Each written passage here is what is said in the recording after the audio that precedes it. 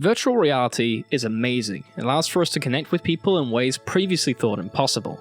But if things don't change, it will shrivel and die. And today that's what we'll be discussing.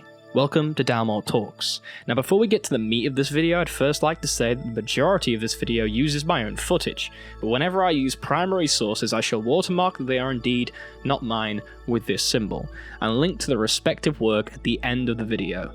With that being said, let's get this video underway.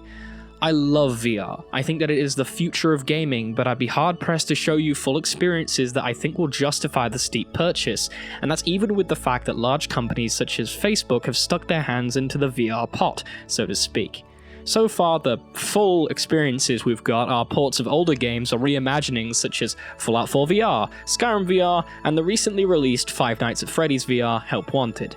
And this is simply down to business. It is no fault of game companies to not want to make full VR games because, well, why would they want to when there's only like less than 1% of gamers who even own virtual reality headsets? There just isn't a very large pool of buyers for these kinds of experiences, which is why a lot of companies are patching in VR support into their games later in life to gain internet brownie points with fans.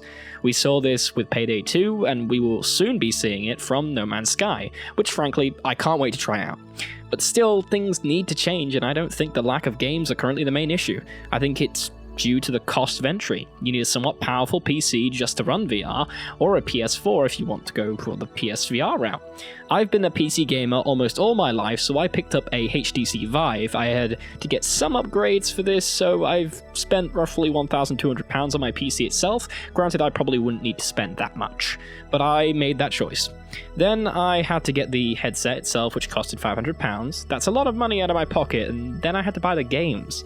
Now, some games like the previously mentioned Payday 2 and No Man's Sky give you the VR version with the actual game, and I already own both of them, so that's fine for me. But I also have to buy everything else. Luckily, my friend Tyler has shared his library with me, so I can play most of his VR library without any real problems, but even with this, the amount of money expended in this process is astronomical. Even for a new way to play video games, pricing is a worry for a lot of consumers because we tend to want to back out when the price is so high. I myself researched a lot whenever I have to spend a large amount of money, as I want to make sure that I don't end up wasting it on a mistake. And now that I've had the headset for a while, I can talk about value. Do I like virtual reality? Yes. If I could rewind time, would I buy virtual reality now? No. But I also wouldn't part with it now I have it. I know that if companies continue to invest in virtual reality, it will become great within the matter of a decade, but I don't know if they will.